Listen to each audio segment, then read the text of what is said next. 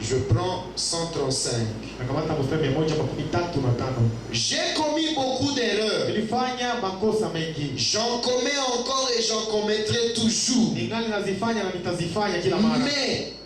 quand je les commets, le Saint-Esprit me dit que c'est mauvais. Alors je me réponds à l'instant.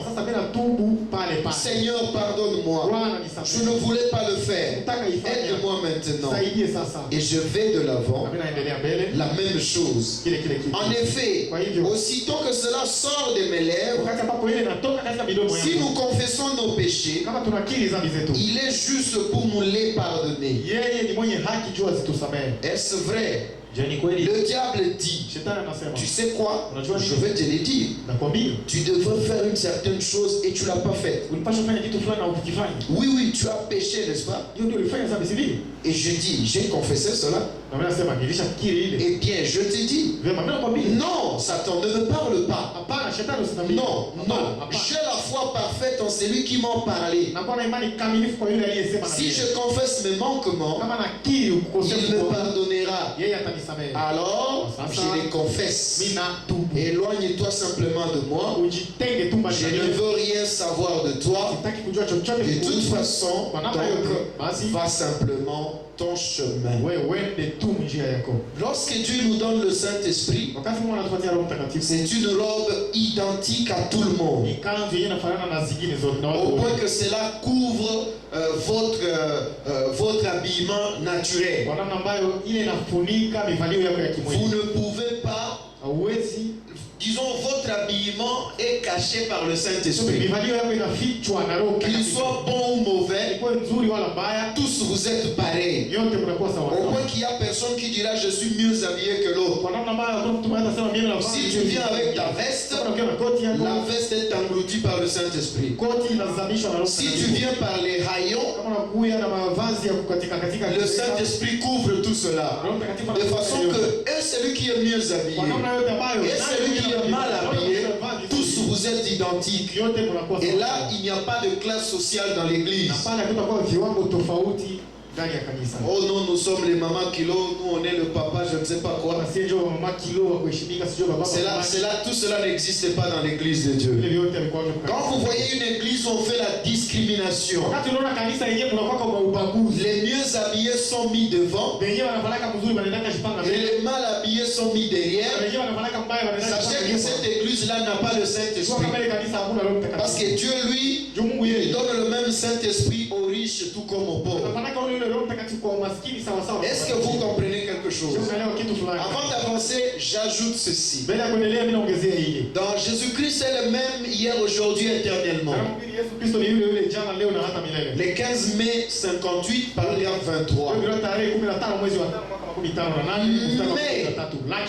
une très bonne dose du Saint-Esprit à l'ancienne mode dans votre cœur vous fera oublier votre orgueil. Si tu as reçu le Saint-Esprit, il va ôter l'orgueil de ton cœur. Tu n'auras pas de complexe de supériorité et mépriser tous les autres. Non. Une très bonne dose du Saint-Esprit à l'ancienne mode dans votre cœur vous fera oublier votre orgueil. Cela fera que celui qui est en smoking, non, smoking c'est une jolie veste. Voilà, veste avec nez papillon. Voilà, il y a bien quoi. Cela fera que celui qui est en smoking entoure de ses bras celui qui est en salopette et l'appelle frère. Vous voyez, cela amène celle qui est en robe de soie.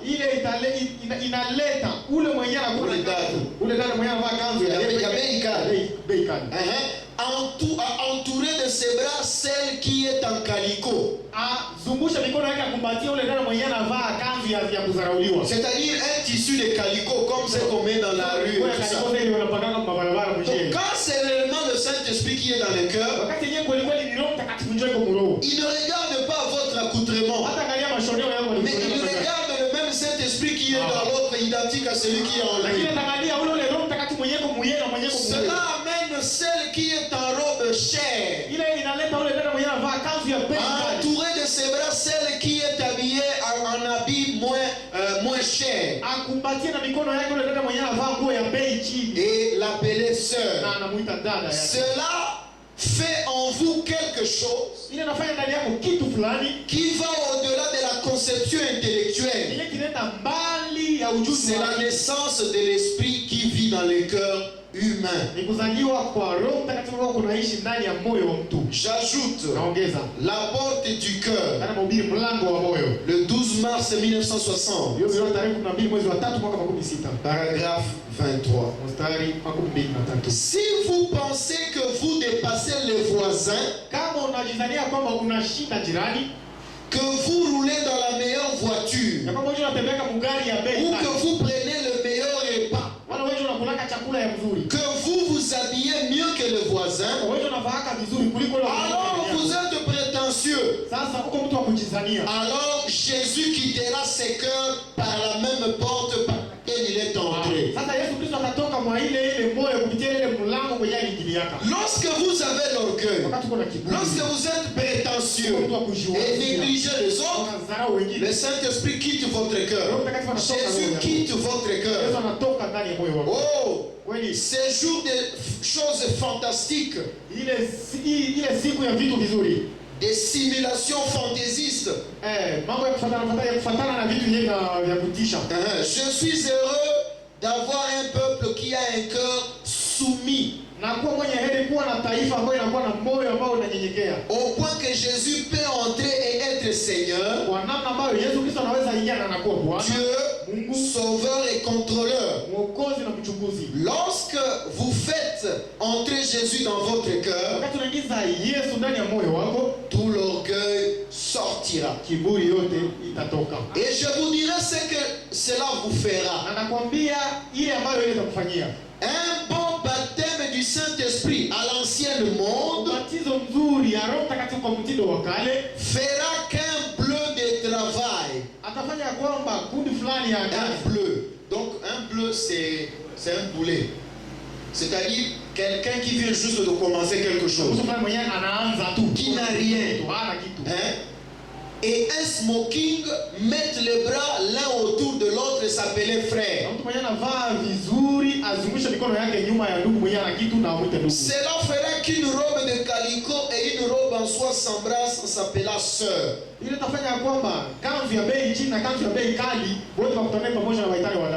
C'est ce que Jésus fait lorsqu'il devient Seigneur. Je termine cette partie. Condamnation par représentation. Le 13 novembre 1960. 199. Oh Dieu, c'est ce que je veux toujours. Tant que j'aurai une église, les portes seront ouvertes à celui qui veut. La condamnation par représentation, le 13 novembre 1960, 199. Oh Dieu, c'est ce que je veux toujours. Tant que j'aurai une église, les portes seront ouvertes à celui qui veut. Même si vous venez dans une brouette, même si vous quittez la maison, vous venez à l'église en brouette, ça m'est égal. Venez. J'espère que vous écoutez bien. Ici, il n'y a pas question de discrimination. Il n'y a pas question de dire il est mieux habillé, il est mal habillé. Non. Tous, nous sommes enfants de Dieu. Tous, nous sommes issus d'une même famille. Tous, nous sommes sauvés par le même sang. Tous, nous avons le même Seigneur. Tous, nous sommes nés dans le péché. Et nous sommes sauvés de la même manière par le même Seigneur,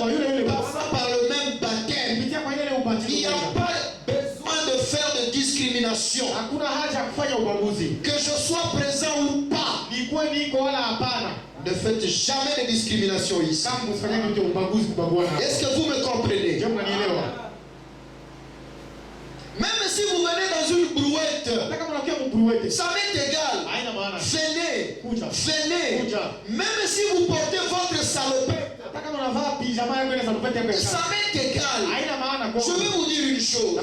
Mettez-vous en règle avec Dieu. Alors une salopette pourra s'asseoir à côté d'un smoky. C'est-à-dire, tu n'as même pas de quoi t'acheter les habits. Que cela ne t'empêche pas de venir à l'église. Que cela ne t'empêche pas de servir Dieu. Parce que tu es mal habillé. Dieu ne regarde pas aux habits.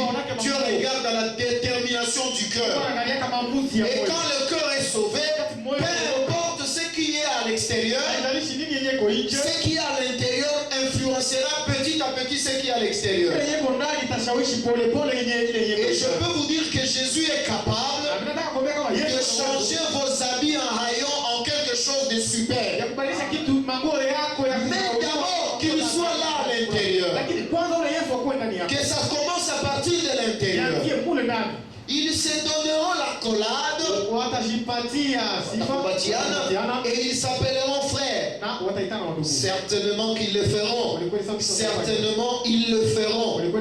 Une robe de calicot pourra s'asseoir à côté d'une robe de soie, lui donner l'accolade et lui dire: sœur, oui, ça produit un effet sur vous, ça engendre, ça ramène des choses en vous.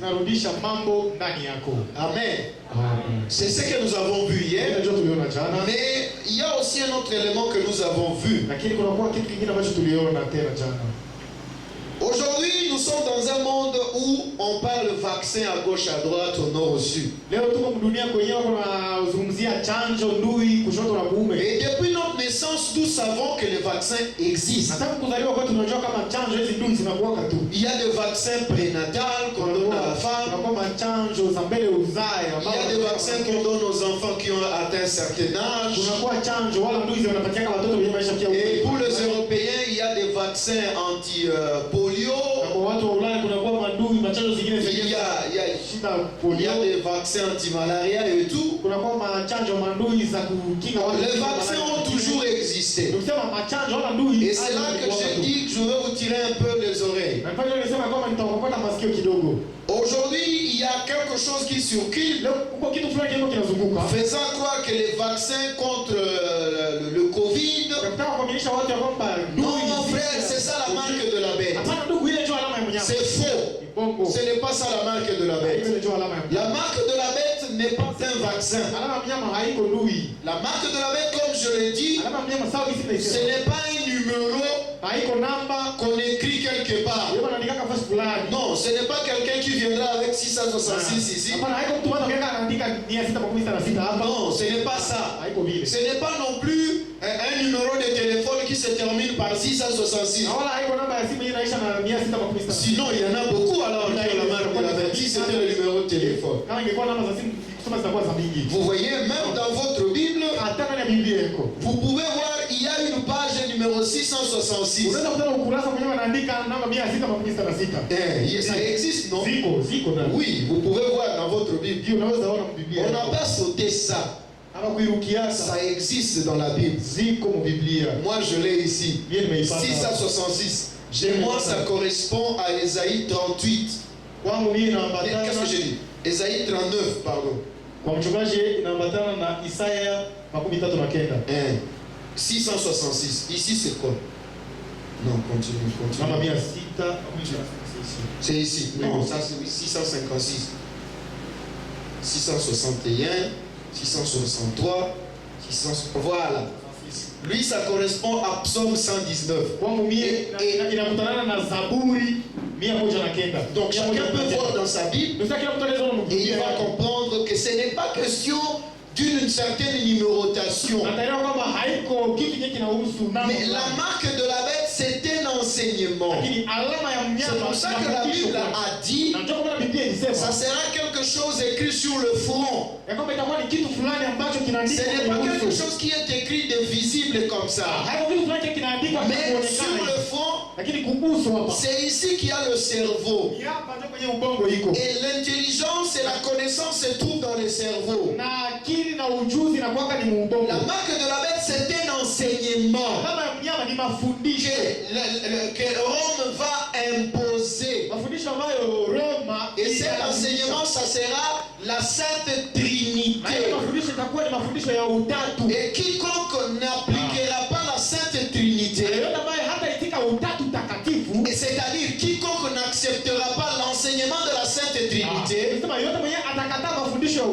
c'est-à-dire quiconque ne mettra pas en pratique l'enseignement de la bête, on ne va pas accepter qu'il achète ni qu'il vende. On va tout fermer. Même les églises, on va les fermer. Ça sera un enseignement imposé. Mais on a dit que ça sera sur le front et sur la main. C'est-à-dire sur la main, ce sont les œuvres que vous faites. Quelles sont les œuvres que vous faites contrairement à la parole de Dieu? Alors, ce n'est pas le vaccin contre Ebola, c'est le vaccin contre ceci et cela. Ah non, vous savez, on est en train de vouloir faire que les enfants ne puissent pas procréer et tout. Non, ce n'est pas ça. Les mêmes qui fabriquent les paracétamol, les mêmes qui fabriquent les docteurs maison et tout,